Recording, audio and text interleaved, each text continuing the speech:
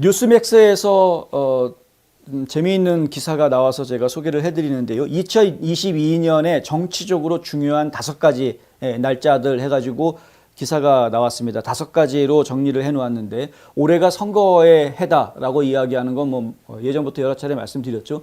미국만 이런 것이 아니라 한국도 그렇고 뭐 여러 나라, 프랑스도 그렇고 지금 이제 전 세계적으로 중요한 나라들이 올해 선거의 해로 지금 다 보내게 됩니다. 그래서 굉장히 지구촌 역사에도 중요한 해가 될 것 같다. 이제 이렇게 저희가 전망을 하고 있는데 미국에서 벌어지는 이 중간 선거는 11월 8일 11월 8일 날 선거가 실시될 예정이긴 하지만 11월 8일 하루만 중요한 게 아니다라는 것이죠. 그 과정의 절차에 훨씬 더 중요한 날들이 있다라는 겁니다. 그래서 이제 그 중요한 날들이 어떤 날들인지 하나하나 좀 짚어보자 해가지고 이제 소개를 해드리는 것인데 첫 번째 가장 중요하게 지목된 날이 언제냐면 1월 7일입니다. 며칠 안 남았죠? 1월 7일이 왜 중요하냐? 대법원에서 연방 대법원에서 코로나19와 관련된 소송 이 재판이 벌어지기 때문에 그렇다는 겁니다.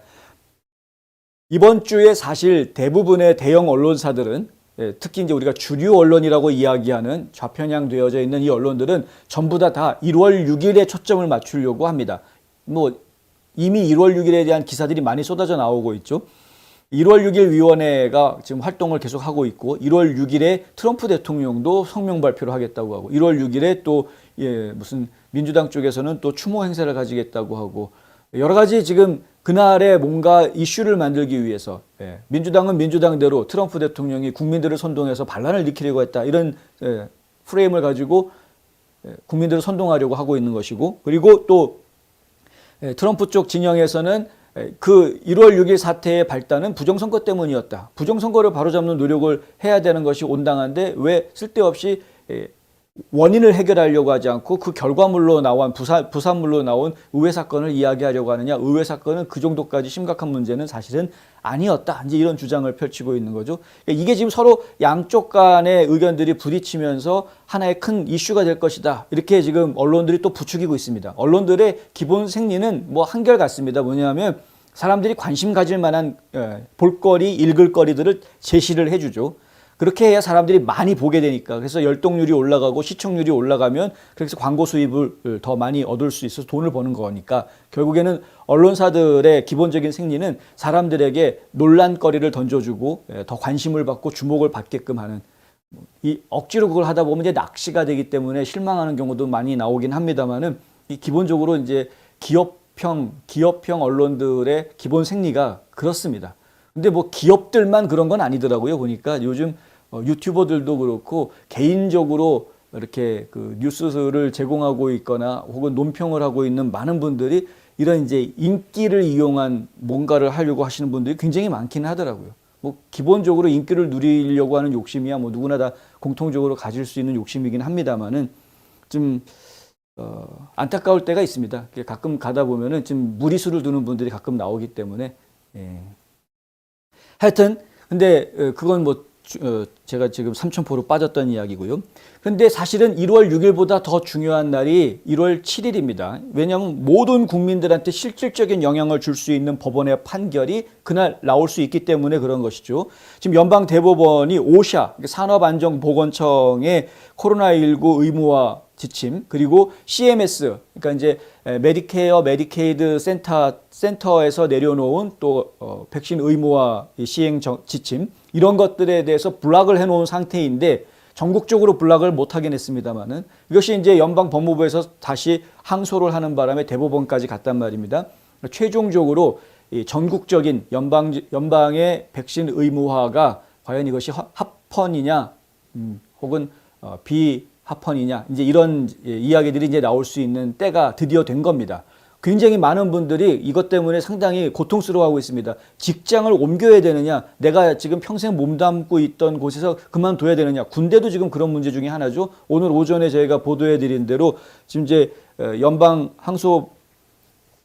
판사 한 분이 이제 그 군인들도 종교적인 면제 신청한 사람들에 대해서 불이익을 주지 못하게끔 막아야 된다 해가지고 일단은 희생 중지하라라고 명령을 내려놓은 상태이긴 합니다만은 아직은 좀 부족한 상황이란 말입니다. 당장 군부에서는 항소할 거다라고 나왔기 때문에 그래서 결국에는 연방 대법원이 이런 연방 백신 의무화 조치에 대한 판결을 내려줘야 지금 논란이 사그라들게 될 것이고, 그리고 이제 좀 고통받는, 이것 때문에 고통받고 있거나 상당히 지금 심란해 있는 많은 국민들이 무엇인가에 대한 결단을 내릴 수 있는 그런 이제 단초가 되어줄 수 있기 때문에 굉장히 중요한 판결이 나오게 된다. 이것은 또한 정치적으로도 상당히 중요한 역할을 하게 될 것이다. 그러니까 연방정부가 주정부의 권한을 넘어서서 어디까지 국민들의 생활에 직접 개입할 수 있는지에 대한 이런 바로미터가 되어줄 수도 있기 때문에 그렇습니다. 만약에 연방 대법원에서 바이든 행정부의 손을 들어주게 된다고 하면 연방정부는 앞으로도 계속해서 국민들 생활에 직접 개입을 하려고 할 것이고, 중간에 주 정부가 끼어들어서 막으려고 해도 판례를 이야기하면서 너희는 끼어들지 마라. 대통령이 이 미국 전체 50개 주를 다 쥐락펴락할 수 있는 이런 무소불위의 권한을 가지게도 될 수도 있기 때문에, 물론 미국이라는 나라가 그런 나라가 아니기 때문에 연방 대법원이 그렇게 판결을 안 할 것이라고 저는 믿고 있습니다만은, 그러니까 이게 이제 정치적으로 상당히 중요한 영향을 줄 수 있는 판결이 이제 1월 7일 날 나올 수 있다. 기대를 좀 해봐야 되는 것이고요. 그날 판결이 나올지 아니면 며칠 더 끌게 될지 이거는 뭐 그때 가봐야 합니다. 두 번째로 중요한 날짜가 1월 말이라고 이야기합니다. 1월 말이 중요한 이유는 국내 문제가 아니라 해외 문제인데 러시아 때문입니다. 러시아가 지금 우크라이나 국경을 둘러싸서 군대를 증강해 놓은 그런 상황이죠. 뭐 작은 전투들이 벌써 벌어지기 시작했다라는 보도도 나오고 있는 것 같은데, 지금 우크라이나를 침공을 하게 되면 그러면은 미국은 가만히 있지 않겠다라고 계속 바이든이 뭐 큰 소리를 치고는 있습니다만은 사실은 말뿐이 아니냐라는 이야기들도 나오고 있습니다. 러시아한테 계속 말로 호통쳐봤자 실제로 군대를 코앞에 밀고 가 있는 러시아한테 미국에서 이 멀리 떨어져 가지고 말로 계속 가만히 있지 않을 거야, 가만히 있지 않을 거야 아무리 얘기해봐야 그게 무슨 소용이 있겠는가. 우크라이나 대통령하고 바이든 대통령하고 전화통화를 했다라는 보도를 봐왔는데, 그렇게 전화통화한다고 과연 뭐가 달라지느냐. 아프가니스탄 거기에서 철수할 때도 마찬가지 아니었습니까? 예? 아프가니스탄 대통령하고 바이든하고 전화통화 다 했는데 전화통화한다고 뭐가 달라졌습니까? 오히려 일만 더 개판이 돼버렸죠. 아프가니스탄 대통령은 그냥 도망가 버리고 돈 챙겨서. 그러니까 이런 일이 벌어지기 때문에 우리가 지금 바이든 대통령의 외교 능력에 대해 상당히 의심하고 있는 상황 속에서 과연 러시아에 대한 미국의 정책이 제대로 먹힐 수 있겠는가, 이 부분 저희가 지금 걱정할 수밖에 없는 거죠. 많은 분석가들은 블라디미르 푸틴 러시아 대통령이 그의 군대에 청신호를 보내는 것이 아니라 언제 승인하느냐의 문제라고 예측하고 있다. 예. 퇴역한 국방부 정보요원이자 뉴욕타임즈의 베스트셀러 저자이기도 한 앤서니 샤퍼가 이런 이야기를 합니다. 1월 말 푸틴의 우크라이나 결정은 정점에 이를 것이다. 그러니까 1월 말이 되면 푸틴이 어떤 결정을 내리게 될 텐데, 우크라이나의 일부를 차지하는 등 매우 공격적일 것이라는 예측을 샤퍼는 지금 내놓고 있습니다. 그러니까 우크라이나를 완전히 점령하지는 않더라도, 그렇더라도 이제 일부를 점령하는 그런 정도의 군사행동을 벌일 가능성이 있다는 거죠. 샤퍼는 군사행동에 이어서 푸틴 대통령의 노력에 대한 중국의 반응이 세계적인 주요 지표가 될 거다. 러시아는 분명히 공격할 것 같고, 지금 관심사는 중국이 거기에 어떻게 대응하느냐가 오히려 관심사다. 이게 지금 이제 전문가들이 하고 있는 이야기입니다. 여기에 바이든이 계속 뭐 공격하면 가만 안 있겠다라고 아무리 얘기해봤자 말뿐이라서 이것이 미국의 세력을 상당히 위축시킬 수 있는 가능성이 있기 때문에 그렇습니다. 보통 국제정세에 보면은, 저는 뭐 국제정세 전문가는 아닙니다만은 일반적으로 이 한쪽에서 시끄러울 때 은근슬쩍 그 시끄러운 틈을 타서 그 힘 있는 나라들이 다른 쪽에서 조용히 자기 실속을 챙기는 작전들을 벌이는 경우를 자주 봅니다. 그런 경우들을 자주 봅니다. 그래서 만약에 이번에 러시아에서 우크라이나를 침공한다라고 했을 때 중국이 대만을 건드릴 가능성도 완전히 배제할 수는 없는 뭐 이런 상황이기도 하다. 그러니까 이제 저희 관심 있게 봐야 되는 거죠. 물론 이제 올림픽을 앞두고 있기 때문에 중국이 함부로 움직이지는 않을 것이겠습니다만은, 하여튼 일단 강대국들이 뭔가 군사력을 동원해서 움직일 때 조용히 또 다른 강대국들은 강대국끼리 싸우려고 하는 것이 아니라 조용히 자기가 차지할 수 있는, 따먹을 수 있는 다른 땅들을 지금 지켜보고 있더라. 뭐 이런 이야기. 저희가 관심 있게 좀 지켜봐야 할 문제이다 하는 것이죠. 세 번째 이야기, 이제 두 번째 이야기에서 저희가 중요하게 생각하는 건 이것이 미국 국내 정치에 영향을 주게 될 것이 뻔한데, 왜냐하면은 결국은 국제사회에서 미국의 위상에 대한 문제는 결국 이 미국을 현재 이끌고 있는 민주당 집권 집권 여당에 영향을 줄 수밖에 없는 거죠. 성공적이냐 실패하는 것이냐, 실패하는 외교 정책을 펼치느냐에 따라서 여당이 영향을 받을 수밖에 없기 때문에 그렇습니다. 세 번째 이제 중요한 날짜가 5월과 8월의 화요일들이다, 이렇게 이야기하고 있습니다. 이제 5월과 8월 이 두 달은 저희가 중요하게 생각을 해야 되는데, 왜냐하면 5월, 8월 둘 다 프라이머리, 그러니까 예비 선거가 있는 주마다 다릅니다. 예비 선거가. 예를 들어서 5월 3일은 오하이오, 5월 17일은 노스캐롤라이나, 그리고 5월 24일은 아칸소, 조지아, 텍사스에서 예비 선거가 있습니다. 주마다 이렇게 다르죠. 8월 2일은 애리조나에서 있고요. 그리고 미시건에서도 8월 2일 날 예비 선거가 치러지고, 미주리주도 8월 2일 날 합니다.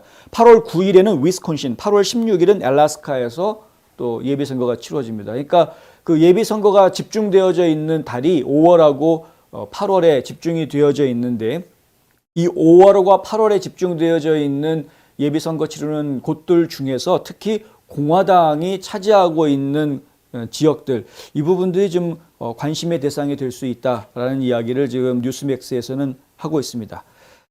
그리고 네 번째로 이야기가 되는 것이 6월 중순을 주목하라 라는 이야기가 나와 있는데요. 6월 중순은 왜 주목해야 되느냐? 역시 연방대법원 때문입니다.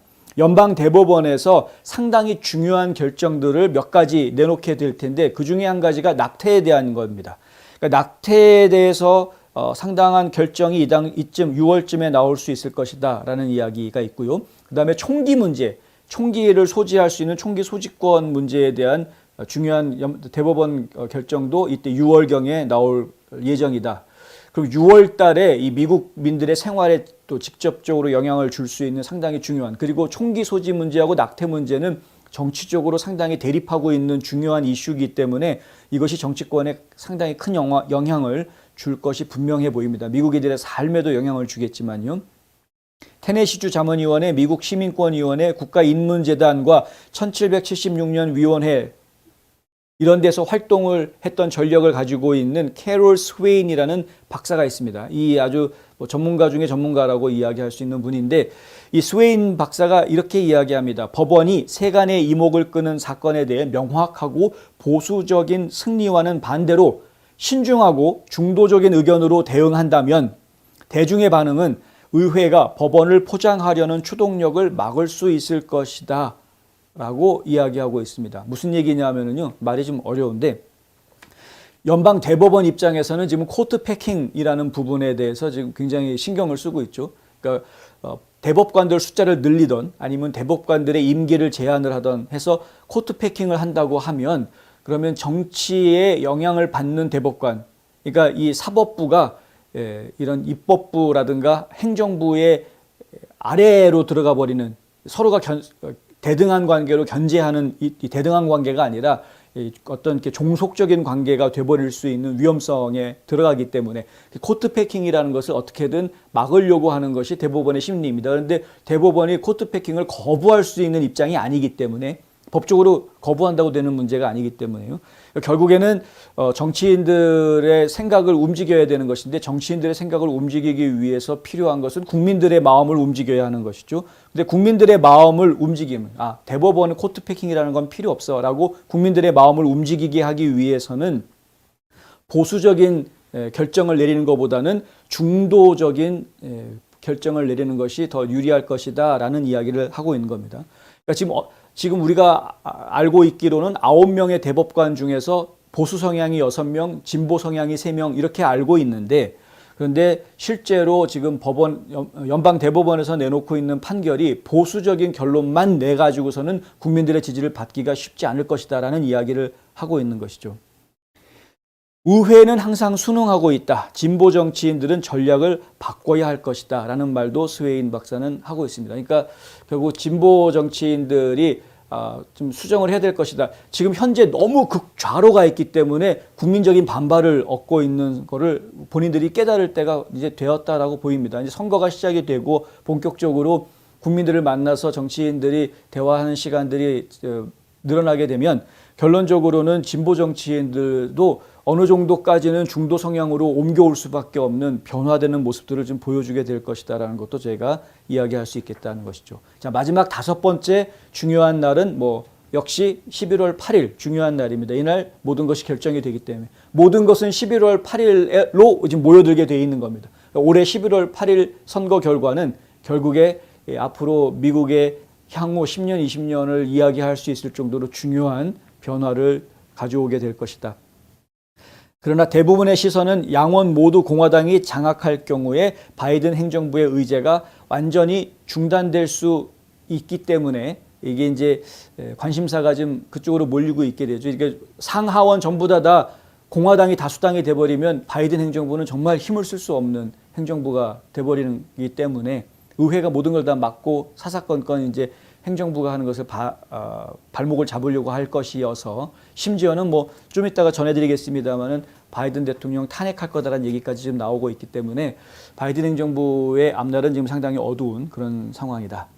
상원이든 하원이든 둘 중에 하나라도 좀 이겨야 되는데 그렇게 이기기 위해서 민주당이 어떻게 행동을 할지 저희가 좀 지켜봐야 되긴 하겠습니다. 하여튼 2022년은 굉장히 중요한 날들이 많이 있고요. 1년 내내 선거가 치러지게 됩니다. 1월부터 이미 이제 정치적인 이슈들이 크게 터질 수 있는 대법원 판결이며 1월 6일 위원회 사건 이런 것들이 지금 이야기가 되는 것이고요. 그리고 이게 이제 2월 정도까지는 상당히 영향을 주게 될 것인데 특별히 1월 말에는 거기에 러시아 발 이제 외교 문제가 커지면서 2월까지 넘어가게 될 것이고 베이징 올림픽이 2월 달에 베이징 동계 올림픽이 치러지면서 그것도 또한 하나의 정치적인 이슈들로 또 확산이 될 수 있는 것이고요. 이렇게 해서 시간이 좀 지나가다가 3월 딱 들어가게 되면은 이제 거의 대부분의 주에서 입후보 작업들이 이제 시작이 됩니다. 그러니까 거의 다 시작이 되거나 마감이 되거나, 그러니까 선거 후보자들이 이때 다 결정이 되죠. 한국은 이때 선거가 치러지겠지만, 그러니까 이때 미국 내에 이제 연방 하원, 연방 상원 입후보자들이 거의 다 결정이 되면 본격적으로 선거 레이스가 시작이 되고요. 5월 달에 예비선거 바람이 한번 쫙 불 것이고 8월 달에 또 한번 예비선거 바람이 불 것이고 지금 예비선거 바람이 많이 불 수밖에 없는 게 나는 더 이상 출마하지 않겠다. 재출마하는 것을 안 하겠다라고 불출마 선언한 의원들이 상당히 많이 나오고 있는 상황이어서 그래서 이 예비선거가 훨씬 더 뜨거워질 것으로 굉장히 많은 후보들이 난립하는 그런 상황이기 때문에 그래서 계속 뜨거운 선거 열기를 올 한 해 내내 지금 지켜볼 수 있을 것이다라는 이제 예고가 가능하다라는 정도 말씀드릴 수 있겠습니다.